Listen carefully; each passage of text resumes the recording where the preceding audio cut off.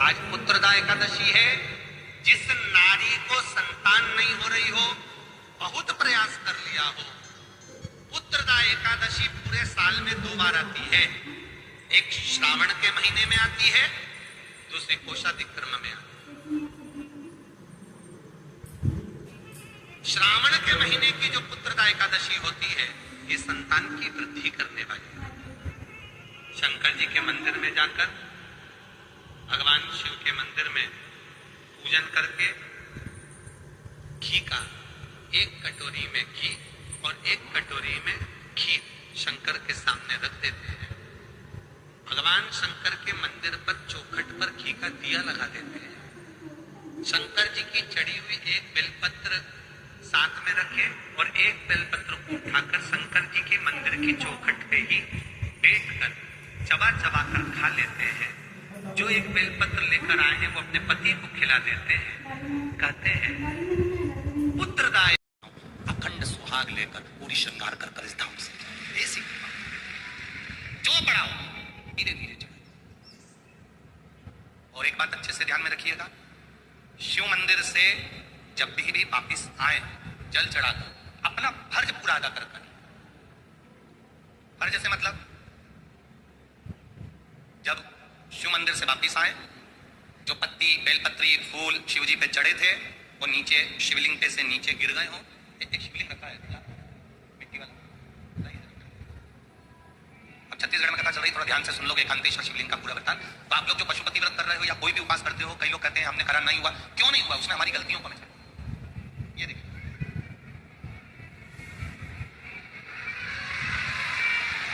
अब जैसे ये शिवलिंग रखा है, आपने जल चढ़ाया। अब जल आप यहां से चढ़ा रहे हो तो धीरे धीरे धीरे धीरे चढ़ाएं, जिससे छींटे बाहर ना, यहां तक छींटे रहे ना, जलाधारी तक चलेगा, बाहर ना। और एक बात का स्मरण रहे, यदि बेलपत्री फूल पत्ती जल चढ़ाने के बाद ये सब अगर नीचे गिर जाए, जलाधारी पर गिर गया या नीचे उतर गया, तुम्हारा पूरा जल चढ़ जाए, तुम्हारे पास में चंदन नहीं है, अबीर नहीं है, गुलाल नहीं है, कुछ भी नहीं हो, तो भी अपने हाथ की 3 उंगलियों से रेखा 3 खींचकर और फिर जो माला आदि भगवान की रखी थी उसी से भगवान का वापिस पूरा श्रृंगार कर कर फिर वापिस आइए। भगवान को पूर्ण श्रृंगार,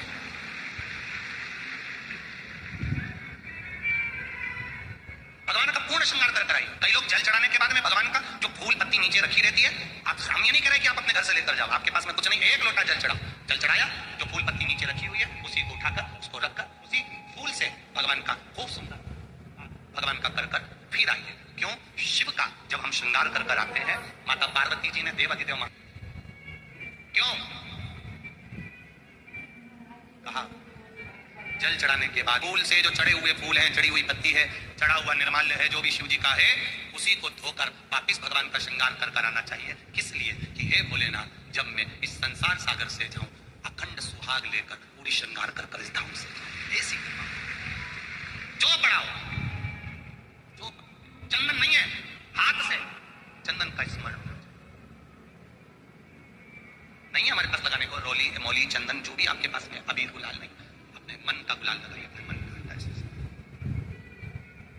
दिल से ले जाना, दिल से चढ़ो। और जब भाव से दिल से आप आनंद के साथ देवाधिदेव महादेव का आप पूजन करो, उसमें गलती ना।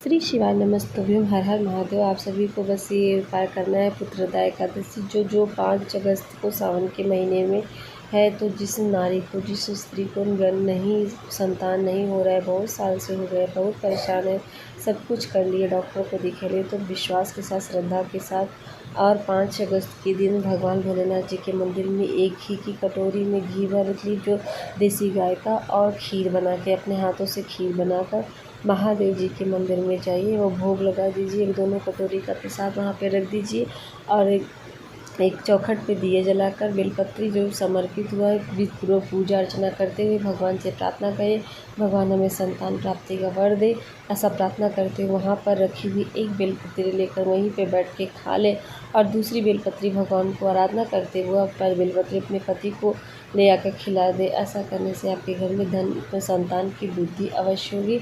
हर हर महादेव। तो आप लोगों को करना है ये उपाय, आप चूकना मत, क्योंकि साल में 2 बार ही आता है। या तो आप इसको उस महीने में आता है, नहीं तो सावन के महीने में। सावन के महीने में संतान पुत्रदा एकादशी का विशेष महत्व होता है, तो आप लोग ये उपाय करना मत भूलिएगा, जो है 5 अगस्त के दिन। तो आप सभी को 5 अगस्त के दिन भगवान भोलेनाथ जी के मंदिर में जाइए। पुत्रदा एकादशी के दिन खीर और घी समर्पित करके वहाँ पे चढ़ी हुई बेलपत्री का एक खुद वहाँ पे मंदिर में बैठ के सेवन किए, दूसरा अपना पति को लेकर खिला के श्रद्धा और विश्वास के साथ रोजाना पूजा आराधना करिए, लोटा जल चढ़ाइए। ऐसा अगर करेंगे तो भगवान आपके घर में संतान की वृद्धि अवश्य होगी। हर हर महादेव। श्री शिवाय नमस्तुभ्यम। आप सभी को मेरा वीडियो कैसा लगा कमेंट करके हर हर महादेव जरूर बोलना। हर हर महादेव। श्री शिवाय नमस्तुभ्यम।